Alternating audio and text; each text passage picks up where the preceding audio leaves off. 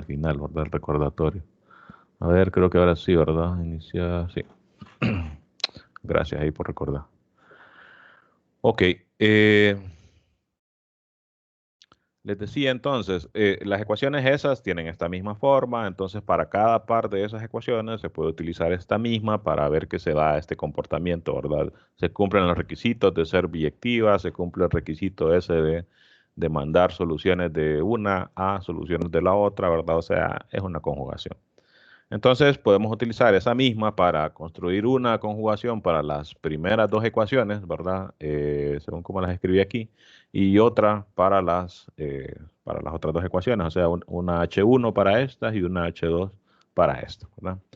Y con estas dos, definir una nueva como se ocupa, que ahora es una de R2 en R2, ¿verdad? Y entonces, fíjense, pues se define como quizás lo más natural, ¿verdad? Se define H mayúscula como H1 en la primera componente y H2 en la segunda componente, ¿no? Entonces, ¿qué pasa? Notamos que con la continuidad pues no va a haber problema, ¿verdad? Ni de la función ni de su inversa, eh, puesto que la continuidad de una función de este tipo, ¿verdad? Se analiza viendo la continuidad de las componentes. Y como habíamos visto ahí, aunque sea por encimita ahí, ¿verdad? Se ve que no hay problema con la continuidad, ¿verdad? En cero es como que la única valor problemático, pero las dos vemos que coinciden en ese punto, entonces no va a haber problema, ¿verdad? O sea que utilizando ese argumento con esas funciones con esa función de R en R, se construye una nueva que ahora va de R2 en R2. Entonces, con la continuidad de ella y de su inversa no habría problema. Nuevamente, pues aquí la inversa sería tomar la inversa, poner la inversa de H1 acá, ¿verdad? En la primera componente, o sea, la inversa de H mayúscula sería poner acá la inversa de H1 y acá la inversa de H2, ¿verdad? Y para que cuando se haga la composición me quede la identidad. Entonces, esta va a tener las propiedades que nosotros queremos, o sea, esta va a ser el trabajo, ¿verdad? Eh, de ser biyectiva, de ser continua, de su inversa también continua. Y además, como las componentes satisfacen la condición esa que se quería, ¿verdad? Entonces, la función esta en grande, llamémosle h, ¿verdad? También va a satisfacer esas mismas condiciones. O sea que se utiliza ese argumento para el caso ese de uno por uno para definir una nueva función de R2 en R2 y que tenga entonces las mismas propiedades. Ok, pero bueno, eso solo es un caso, ¿verdad? Recuerden que el teorema solo me dice que las matrices son hiperbólicas, o sea que ninguno de sus valores propios tiene parte real cero. Entonces solo consideramos caso en que los valores propios sean reales, ¿verdad? Y con signo distinto, ¿no? Entonces, para ese caso, entonces esta H me funciona como conjugación. ¿Qué es lo que concluimos de ahí? Que esos sistemas de ese tipo pues van a tener el mismo comportamiento que, como les digo, realmente nosotros ya lo sabíamos, ¿verdad? Solo es ver otro punto de vista, ¿verdad? En este caso un poco más formal en el sentido de que no se está viendo tanto como gráficamente la cuestión, ¿verdad? Que eso han tenido las clasificaciones que hemos visto anteriormente que se basan bastante en la cuestión gráfica, ¿verdad? Pero de todas maneras ya vamos a ver que en esta prueba, en uno de los otros casos también hacen unos argumentos gráficos ahí, ¿verdad? La geometría pues siempre anda involucrada en esto, ¿no? Ok, veamos entonces otro caso. Ahora se supone que la parte real de los valores propios son negativas. Entonces, eso puede ocurrir en cualquiera de estos tres casos, ¿verdad? Caso real, ¿verdad? Valores propios distintos, caso real, pero el mismo valor propio, ¿verdad? Solo queremos que su parte real sea negativa. Entonces, si el lambda es negativo, pues estaría dentro de ese caso, ¿verdad? Y el caso complejo, ¿verdad? Con alfa negativo. Entonces, para estos casos vamos a ir primero por estas opciones, ¿verdad? Con A2 y A3, o sea, el caso complejo y el caso valores propios reales distintos, pero negativos, ¿verdad? Aquí serían ambos negativos y aquí los negativos sería la parte real, ¿verdad? Entonces, si pensamos en lo que ya sabemos, ok, valores propios complejos, parte real negativa, va a ser una espiral sumidero, ¿verdad? Y este va a ser sumidero. Entonces, pues noten que en la clasificación anterior los consideraríamos como un diferente punto de equilibrio, ¿verdad? Pero en esta otra clasificación se consideran con el mismo comportamiento por la tendencia de las soluciones al punto de equilibrio, ¿verdad? Ok, entonces trabajamos primero con estos casos y fíjense que los argumentos aquí tratan de ver que en ambos casos las matrices esas van a ser conjugadas con esta otra, con un sistema, o bueno, no las matrices, los sistemas en sí van a ser conjugados con este otro sistema que tiene esta como matriz. Ahí fíjense que se está asumiendo que la relación esa de ser conjugados es una relación de equivalencia, que eso básicamente lo que significa es que, y como se utilizaría acá, es que se da esa propiedad transitiva, ¿verdad? De que si un sistema es conjugado con uno, con otro, y ese otro con un tercero, entonces el primero va a ser conjugado con el tercero. Si se ponen a pensar, pues tiene lógica, pero formalmente habría que comprobarlo, ¿verdad? Que eso funciona. Hay muchas relaciones que no satisfacen esa propiedad, ¿verdad? Eh, por ejemplo, si algo es un subconjunto, es un subgrupo de otro, ¿verdad? Y ese otro es un subgrupo de un tercero, entonces no necesariamente el primero va a ser el subgrupo del último, ¿verdad? Ya que me dijeron que habían varios ahí en estructuras. Entonces eso, por ejemplo, es una propiedad que no es transitiva, ¿verdad? No se traspasa eh, como esta sí, ¿verdad? Aquí estamos asumiendo que comprobamos eso, pero bueno, si nos metemos a todos esos detalles teóricos o técnicos, podríamos decirle, pues nunca vamos a salir de aquí. De hecho, para este tipo de clasificación, yo les había dicho que no me iba a meter mucho a esto y de hecho, pues me voy a ir así como bien por encimita. Porque, pues si se fijan de las cosas que les voy diciendo, se está viendo que esta clasificación es como menos práctica que las otras que teníamos, ¿verdad? Entonces, de cierta forma, como que nos estamos complicando, ¿verdad? Pero de repente, para ciertas argumentaciones, esta me puede servir más porque yo tengo una forma más concreta de decir, si esto ocurre, tal cosa, y de repente esto, utilizarlo para un teorema después más avanzado, ¿verdad? Esa sería como una de sus principales fortalezas de esta otra clasificación. Ok, entonces fíjense, para ello, y aquí es donde les digo, vamos a ver que esto tiene cierto comportamiento o ciertos argumentos geométricos. Consideramos el círculo, S1, ¿no? Pues ya sabemos que lo podemos parametrizar así, ¿verdad? Círculo unitario sería, ¿verdad? Porque el radio aquí sería 1. Eh, pues la parametrización usual, ¿verdad? Y lo que vamos a ver es que el campo de direcciones del sistema X' igual a por X, con cualquiera de las dos matrices que estamos considerando, esta o esta, va a ser tal que los vectores del campo de direcciones van a apuntar hacia adentro, entre comillas, del círculo unitario.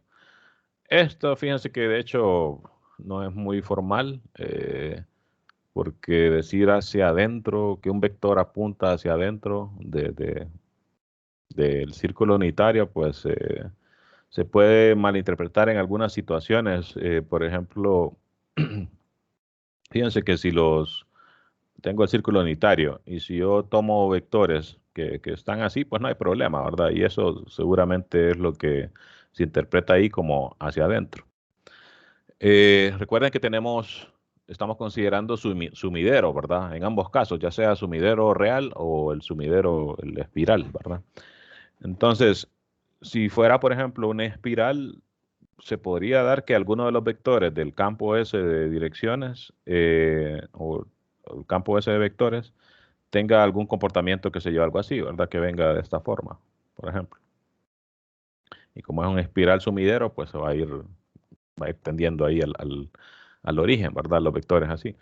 Entonces, noten que está un poco ambiguo decir que un vector así como este apunta dentro del círculo unitario, ¿verdad? O sea, En todo caso, se podría hacer una definición como más formal, decir, ok, apunta hacia adentro significa que o está contenido dentro del círculo unitario o si no, entonces que su punta, como le llamamos, ¿verdad? O cabeza también se le dice, ¿verdad? El vector está dentro del círculo unitario, ¿verdad? Creo que eso sería como que una forma de definirlo, ¿verdad? Pero solo decir hacia adentro es como un poco informal, ¿verdad? Y les digo porque así lo plantean aquí, ¿verdad? Ya les voy a mostrar por dónde es que está esto. Por lo menos traduciéndolo textualmente, ¿verdad? Ahorita vamos por aquí y acá, ¿verdad? Entonces, fíjense, dice el campo vectorial determinado por esa matriz de los casos que estábamos considerando, must point inside, o sea, debe apuntar dentro de ese uno, ¿verdad? Entonces, esto es lo que les digo que no está un poco, pues, así como ambiguo, ¿verdad? De exactamente qué es lo que significa, ¿verdad? Pero pues lo vamos a interpretar así, ¿verdad? Que o que la punta está, bueno, de hecho, en general se podría decir así, ¿verdad? Que la punta está dentro del círculo unitario. O aún así, ¿verdad? A ver. Sí, sí, la punta del vector está dentro siempre. El punto unitario tiene que ser alguna de estas situaciones, ¿verdad? Que esté totalmente contenido, digamos, el vector. O si está fuera, pues que la punta esté dentro y lo demás, pues no nos interesa, ¿verdad? Ok, interpretémoslo así, ¿verdad? Entonces, pero bueno, queremos justificar eso, que los vectores del campo vectorial, más que direcciones, aquí sería campo vectorial. Porque en el campo de direcciones, los vectores, recuerden que se hacen de norma uno, se hacen pequeños para que no se entrelacen, ¿verdad? Y que se vea bien el comportamiento de las soluciones. Entonces queremos ver que estos apuntan hacia adentro del círculo unitario. Entonces, para argumentar eso, fíjense, recuerden que, bueno, primero comenzamos hablando aquí de S1, que tiene esta parametrización, y bueno, vamos a ir trabajando con esta, ¿verdad? Porque de alguna manera tenemos que relacionar el campo vectorial del sistema con los vectores que están en S1, ¿verdad? Entonces, observemos que, por ejemplo, si aplicamos la transformación o multiplicamos la matriz A, ¿verdad? A los vectores que están sobre el círculo unitario, entonces me queda esta expresión, ¿verdad? Que sería multiplicar. En este caso, fíjense que recuerden que dijimos que íbamos a trabajar con estas dos opciones, ¿verdad? Y aquí ya estamos considerando en particular esta opción primero, ¿no? Entonces, para esta opción, observamos que si multiplicamos la matriz, ¿verdad? Por el vector S coseno seno, entonces me queda esta expresión, ¿verdad?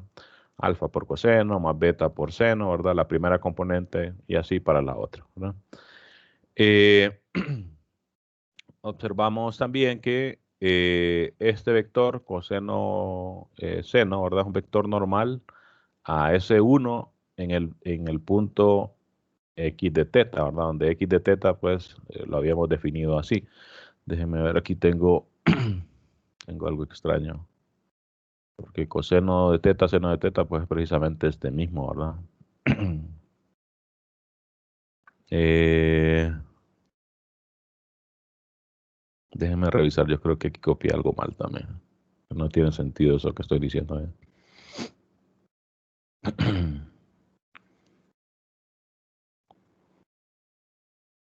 Y aquí lo que dicen es que el vector que apunta hacia afuera, normal a S1 en X0 es este. Y yo lo estoy diciendo aquí.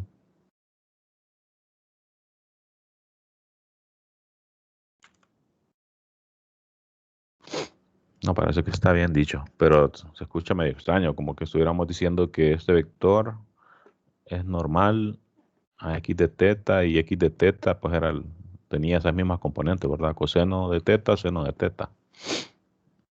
Mm,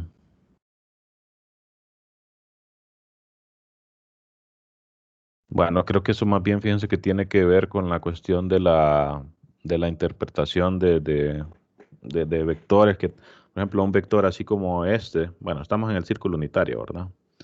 Entonces, Vamos a dibujar aquí el plano. Entonces, si consideramos uno de esos x de teta, pues sería como punto, ¿verdad? Sería un punto aquí sobre el círculo unitario, ¿verdad? Seno de teta, seno de teta. Entonces, visto como vector, sería pues este vector. Entonces, decimos que es normal. Ah, bueno, sí tiene sentido, solo que sería viéndolo aquí, ¿verdad? O sea, ese mismo vector, eh, si este vector tiene la misma norma, ¿verdad? Y la misma dirección que este, pues se consideran equivalentes. Y visto así, entonces sí se puede ver como normal, ¿verdad? Al círculo unitario, ¿verdad?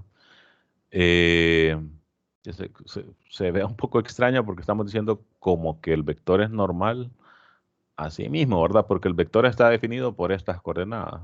Pero sí tiene sentido porque estamos viendo el círculo como una curva, ¿verdad? Y hablar de vector normal a una curva, pues significa que es tangente, ¿verdad? A la misma. Entonces, en ese sentido, pues sí, sí, está bien ahí lo que estábamos diciendo. Déjenme cerrar esto que ya no lo ocupo, para que no se esté metiendo ahí. Ok, entonces continuamos. Observamos que si multiplicamos este vector a por x de teta por n de teta y producto punto, ¿verdad? Este es el producto punto usual. Entonces haríamos, creo que no es necesario escribirlo, solo medio veámoslo ahí, sería primera componente por primera componente, entonces me va a quedar alfa coseno al cuadrado, beta seno por coseno, segunda componente por segunda componente, ¿verdad? Y lo sumamos, menos beta coseno por seno, este se va a eliminar, ¿verdad? Y me va a quedar alfa seno por seno, o sea, alfa coseno al cuadrado más seno al cuadrado. Eh, y entonces esto solo me quedaría alfa, ¿verdad? Esto es 1, y entonces esto va a ser negativo, porque recuerden, estábamos considerando matrices con valores propios negativos, ¿verdad? Entonces estamos diciendo que este producto punto de este vector por este vector es negativo. Y entonces, ¿qué significa eso? Que este vector a por x de teta apunta hacia adentro de S1. ¿Por qué? Aquí eso tiene que ver con cómo se interpreta el producto punto geométricamente.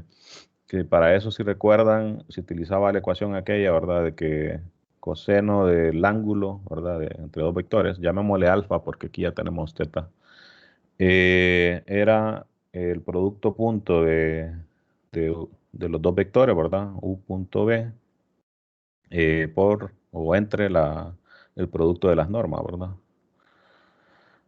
Entonces, si este es negativo, noten que esto siempre va a ser positivo, ¿verdad? Porque son normas. Entonces, si este es negativo, todo esto va a ser negativo. Entonces, estamos diciendo que el coseno del ángulo es negativo. Entonces, recordando de la función coseno, si la vemos por lo menos en el primer periodo, ¿verdad? De 0 a 2pi. Entonces, si el coseno es negativo, ¿verdad? Sería entre pi medios y 3 pi medios, ¿verdad? Entonces, tengo este vector de acá, es coseno de teta, seno de teta. Estamos haciendo el producto punto de este vector por ese otro que era a por x, ¿verdad? Por este de acá. Y nos quedó que este a por x, eh, producto punto por ese vector, es negativo. O sea que el ángulo entre n de teta y a por x, ¿verdad? Tiene que estar entre pi medios y 3 pi medios. Ah, bueno, entonces, déjenme poner otro color aquí ya que se está llenando esto. Hasta pi medios, pues entonces sería por aquí, ¿verdad? Más o menos. Y entonces, si está entre pi medios y 3 pi medios, pues tiene que ser algún vector como algo como esto, ¿verdad? O algo como esto, ¿verdad? Así. Entonces, fíjense que incluso ahí todavía se ve la cuestión de que es un poco ambiguo ese hecho de que, ¿cómo se llama? Decir que un vector apunta dentro del círculo unitario, porque si hay un montón de vectores aquí que no hay problema, ¿verdad? Pero de repente uno podría decir, ¿y un vector que quede por acá, ¿verdad? O sea que el ángulo esté bien cercano, solo sea un poquito más de pi medios, parece que se saldría, ¿verdad? del círculo unitario, ¿no? Pero bueno, estamos comprobando aquí que solo están, que su ángulo, o perdón, que el coseno del ángulo, ¿verdad? Es negativo, o sea que el ángulo está entre pi medios y 3 pi medios, entre los dos vectores, ¿verdad? Que el ángulo entre los dos vectores es este de aquí, ¿verdad? Entonces, fíjense que aquí se queda un poco como informar la cosa, porque nos estamos basando en un argumento que es bastante geométrico, ¿verdad? Eh, y entonces aquí parecería que hay algunos vectores que se podrían quedar por fuera o no apuntar, ¿verdad? Hacia adentro del punto de equilibrio, perdón, del círculo unitario. En ese sentido es que les digo que habría que ver cuál es la definición, ¿verdad? Que consideran aquí los autores del libro de eso que mencionan aquí de apuntar dentro de ese uno, ¿verdad? Porque incluso para este argumento pareciera que alguno no cumple con eso, ¿verdad? Pero fíjense, es la conclusión que se genera aquí, ¿verdad? Esto prueba que el vector A por X está apuntando dentro de ese uno, ¿verdad? Según lo que se argumentó acá. Pero bueno, en la mayoría, en todo caso, podemos ver que en la mayoría de casos sí funcionaría, ¿verdad? Solo habría como aparentemente un pequeño rango aquí que pareciera que no, ¿verdad? Y bueno, que con eso queríamos comprobar que los vectores esos apuntan dentro del círculo unitario, entonces, pero que con eso lo que queríamos ver realmente es ver la cuestión de las conjugaciones, ¿verdad? Entonces, bueno, continuamos con el argumento. Esto solo es para ver, ¿verdad? Que se da eso, ¿verdad? De que para ambos sistemas estos vectores apuntan dentro de S1. Primero se hizo para el caso complejo y ahora entonces vamos para el caso real, que es un argumento similar. En este caso, si hacemos, multiplicamos la matriz, ¿verdad? Por el vector x de teta, que era el coseno seno, pues como es diagonal, solo me queda esto, ¿verdad? Lambda por coseno, mu por seno. Otra vez hacemos el producto punto, ¿verdad? De este vector con coseno seno, ¿verdad? Y me queda este de acá, ¿verdad? Noten que en este caso ya no es tan claro, ¿verdad? Así como acá, ¿verdad? Que quedó coseno al cuadrado más seno al cuadrado, entonces solo me queda alfa, que ya habíamos asumido que es negativo. Acá no podemos hacer esa misma simplificación, pero nosotros partimos de que los valores propios, recuerden, tuviera parte real negativa. Pero bueno, en este caso, como son reales, entonces sería que el valor propio como tal, ¿verdad? Sea negativo, ¿verdad? Porque parte real de un real, pues es el mismo vector, ¿verdad? Ok, entonces, coseno al cuadrado, pues es mayor o igual que cero, ¿verdad? Seno al cuadrado también, entonces tengo negativo por algo mayor o igual que cero. Noten que si este fuera cero, entonces el otro no, ¿verdad? Porque seno y coseno no se hacen cero en los mismos ángulos, ¿verdad?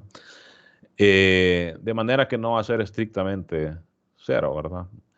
Eh, Tendría que ser, porque aquí estamos asumiendo que estos son negativos, tendría que ser que tanto el seno al cuadrado y el coseno al cuadrado sean cero simultáneamente, ¿verdad? Pero solo pasaría donde habría que ver pues las intersecciones, ¿verdad? Entre las gráficas de seno y coseno, ¿verdad? Pero bueno, entonces si uno es cero, el otro no va a ser, ¿verdad? De manera que no va a ser igual a cero, sino menor que cero siempre, ¿verdad? Porque lambda y mu, que son los valores propios, los asumimos negativos, ¿verdad? Entonces, igual que antes, ¿verdad? Si este producto punto es negativo, entonces otra vez tiene que ver con la cuestión del ángulo que hay entre los dos vectores y otra vez concluimos que está entre pi medio, ¿verdad? Y 3 pi medios. Aunque eso del ángulo entre vectores, ya no me acuerdo cuál era el rango que se consideraba usualmente. Déjenme ver, así una busca rapidita. Ángulo. Casi siempre prefiero buscar en inglés porque hay mejores resultados que en español. Vamos a ver, vamos a meter aquí. Lo que quiero ver es cuál es el rango que se utiliza normalmente, si es de 0 a 2 pi o de menos pi medios a pi medios, no recuerdo eso. Mm, bueno, este sitio no se mira muy formal, la verdad. A ver, solo voy a ver uno más. O si alguien se acuerda, por ejemplo, en vectores, si el ángulo se definía entre menos pi medios y pi medios o de 0 a 2 pi. ¿Alguien se acuerda? No, están igual que yo. Mm, aquí hacen un montón de cálculos, pero nunca dicen el rango. Bueno, no recuerdo la verdad cuál es si es de 0 a 2 pi o de menos pi medios a pi medios, ¿verdad? Pero bueno, de todas maneras, la interpretación geométrica es la misma, ¿verdad? Solo era un detalle ahí.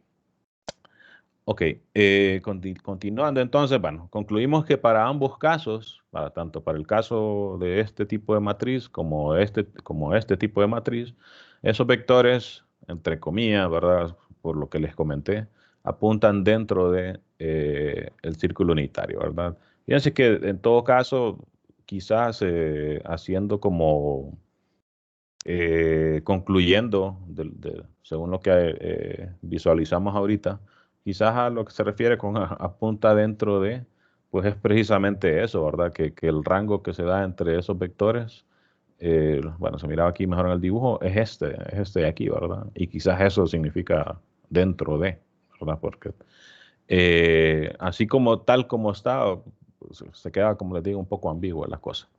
Bueno, eso pasa cuando uno es muy como teórico, ¿verdad? Y no quiere que se le escape nada de detalle. Bueno, entonces, continuando.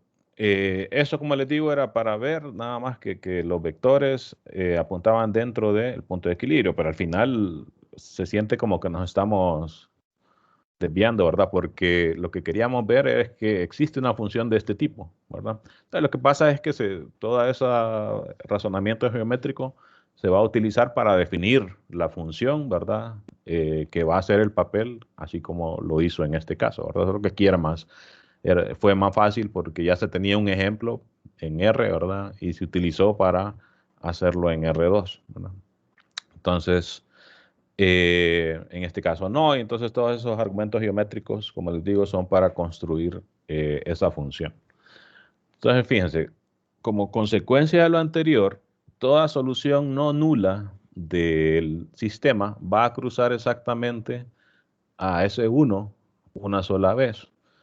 ¿Por qué? Por la cuestión de que el campo de direcciones o el campo de vectores más bien sería, porque aquí también déjenme subrayarlo, porque por aquello de que el de direcciones, los vectores los hacemos más pequeños, ¿verdad? Sería el campo vectorial apunta hacia adentro de S1, o sea, tengo el círculo unitario otra vez y con eso que comprobamos, pues sabemos que si un vector, o si tenemos una solución, ¿verdad? Que de repente tiene un comportamiento así, entonces, como aquí fíjense que tenemos que aprovechar de que ya sabemos algunas cosas de su sistema, ¿verdad? Que es que las soluciones tienden al punto de equilibrio, ¿verdad?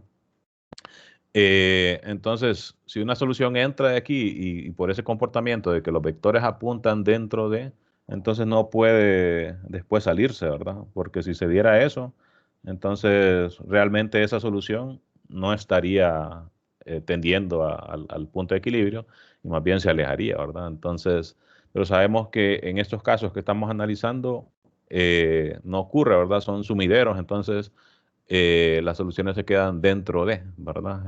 En este caso que los valores propios son negativos, ¿verdad? Entonces, por eso podemos concluir que una solución solo va a tocar una vez, ¿verdad? Al punto de equilibrio, que sería en algo así como acá, ¿verdad? Que si se sale, pues entonces ya no se daría ese comportamiento de sumidero. Nuevamente, fíjense que quizás también aquí hay algo de ambigüedad porque de repente pues no sabemos qué tan caótica puede ser la cosa, ¿verdad? Pero quizás pónganse a pensar, eh, sabiendo que en matemáticas pues todo puede ocurrir. De repente podría pasar algo así, vamos a ver. Qué sé yo, que una solución venga, ¿verdad? Eh, en esta dirección, ¿verdad? Y que sé yo, tenga un comportamiento cíclico así, ¿verdad? De esta manera.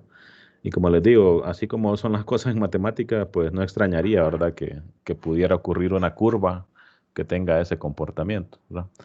Eh, y aquí pasaría que la solución toca más de una vez al círculo unitario. A ver, bueno, pero fíjense que no se puede, no podría pasar esto porque en esta parte de aquí, el campo vectorial, el vector, los vectores del campo vectorial apuntarían para afuera, ¿verdad? Entonces sí, no se puede dar. En todo caso, una vez que entra, pues tiene que tender al punto de equilibrio, ¿no? O sea que no podría pasar esto y pues bueno, ahí sí está bien. Entonces, eh, bien completo, digamos, el argumento. Ok, continuamos y ya vamos a ir terminando para que pues no quede tan largo, aunque al final la grabación no la empecé desde el mero inicio. Déjenme a ver, para tener un plan, vamos a quedar hasta aquí, tratar de llegar hasta esta figura. Ok, sea entonces, fíjense esta, recuerden que ya habíamos hablado de esta notación, se le llamó mapa T, representa las soluciones particulares, ¿verdad? Al sistema en términos de T, ¿verdad? Eh, Aquí ya pensando en que ya se escogió, ¿verdad? Una condición inicial y entonces estas las vemos como funciones que dependen de T, ¿verdad? Y definimos como tau, ¿verdad? Fíjense el tiempo en el cual la solución toca S1, el tiempo que tiene que transcurrir para que la solución toque a S1. Eso se escucha como físico, pero recuerden que esas son funciones que dependen de t, ¿verdad? Estas curvas, ¿verdad? Las curvas solución del sistema. Y el rango, ¿verdad? O el dominio, perdón, de esas funciones es R, ¿verdad? Entonces, déjenme borrar esa que no cumplía con lo que queríamos. Sí. O sea, más tienen que ser así las soluciones, ¿verdad? Entonces, para que esto ocurra, tiene que existir esta es una expresión algo como, bueno, hasta ahora las que más han aparecido son como exponenciales, ¿verdad? Entonces, podría ser un exponencial de esos que nos han aparecido ya varias veces. Entonces, eh, en este punto va a existir un valor de t, ¿verdad? O sea, en el dominio de la función, tal que en ese valor la función va a tocar al círculo unitario, ¿verdad? Entonces, a eso se le está llamando tau, ¿verdad? Se le llama tau el tiempo, entre comillas, porque pues se interpreta como tiempo, ¿verdad? La variable independiente, en el cual entonces la curva, esa solución, toca a S1. Entonces ese es un valor de t, ¿verdad? Es un valor en el dominio de la función, ¿verdad? Entonces, si eso ocurre en ese punto, si evaluamos la solución, ¿verdad? En ese punto, la norma del vector va a ser 1, porque estamos sobre el círculo unitario. Vamos a ver, esta es una solución evaluada en XY. Entonces, ahora estoy pensando si esto es más una norma o un valor absoluto. Eh,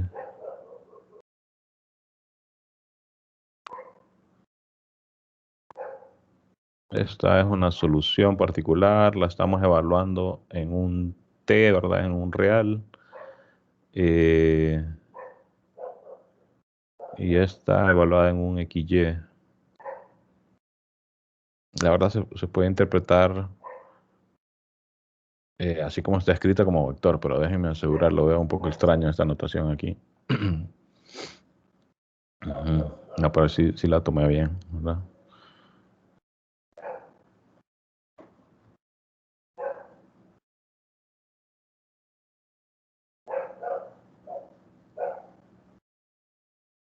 Sí está vista como función que se evalúa en XY.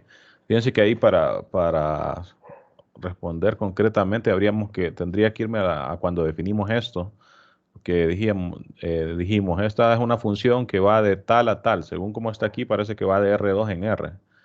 Si va de R2 en R, entonces esto sería un valor absoluto, ¿verdad?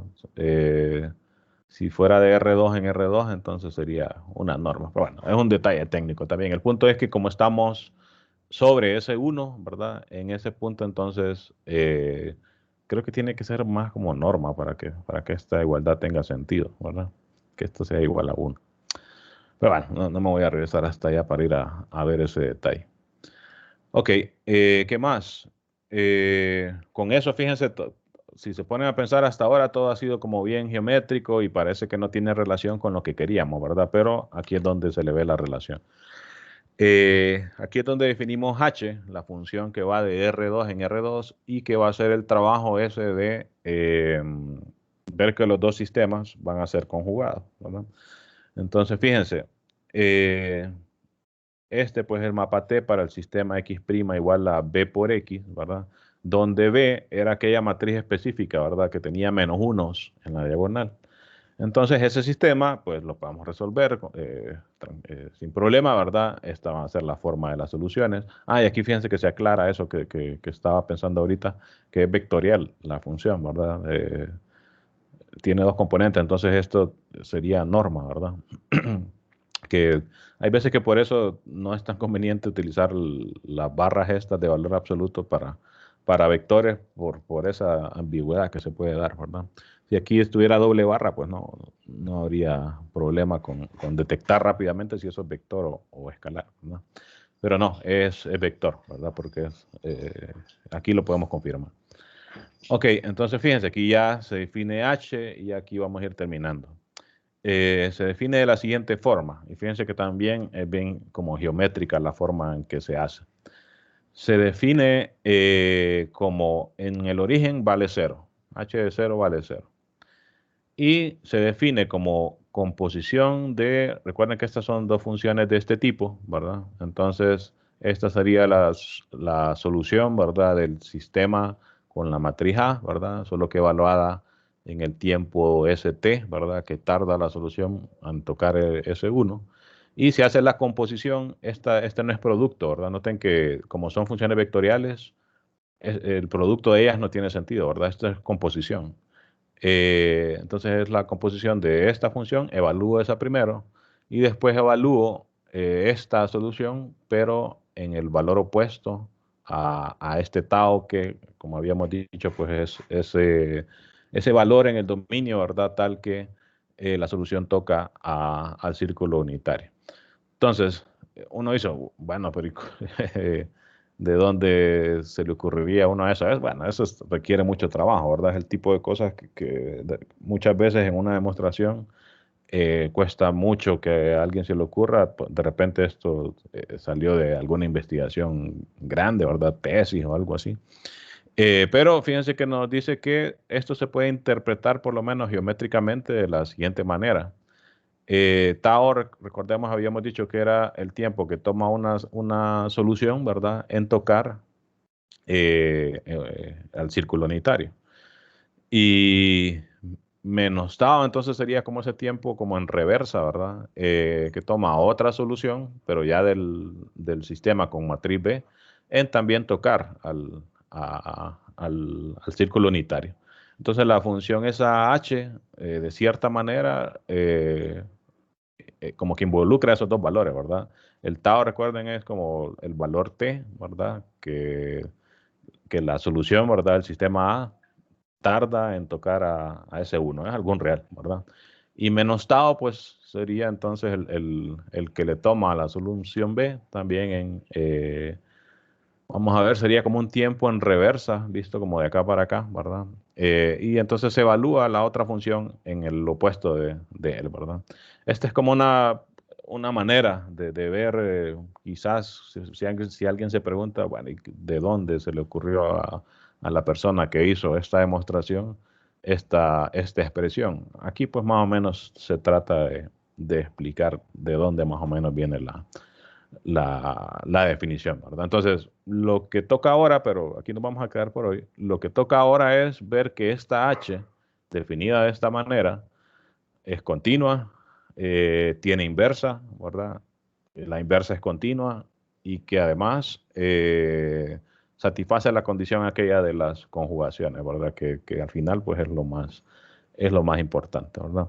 Entonces, fíjense, si ustedes observan todo esto es como más teórico, ¿verdad? De lo que veníamos trabajando hasta ahora.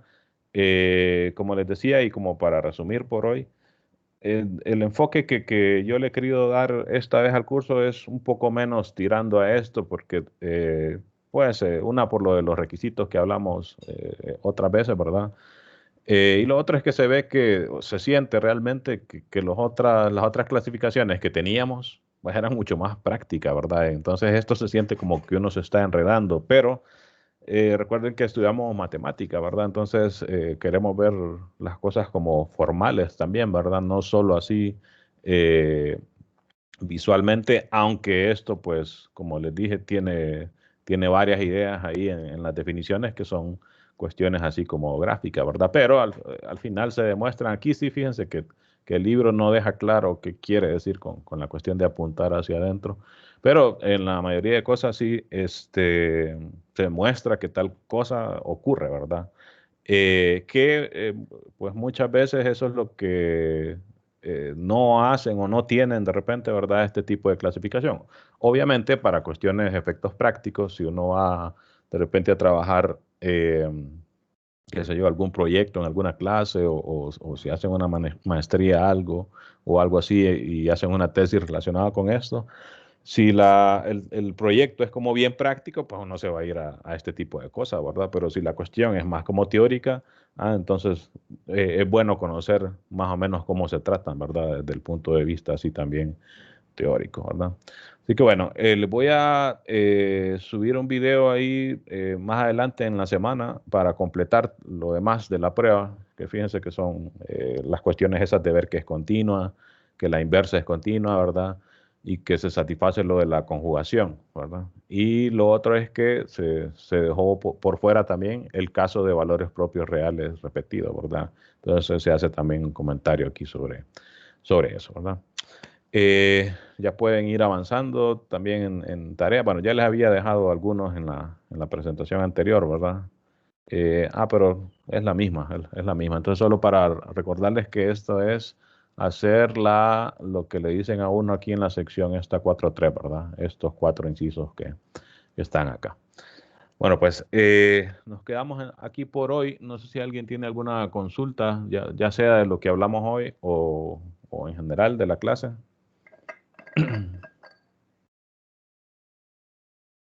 ¿No?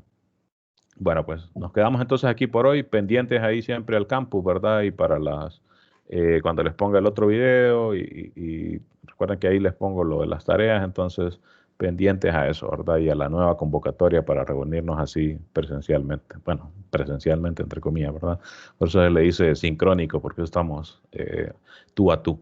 Bueno, pues nos quedamos aquí por hoy. Saludos a todos. Igual.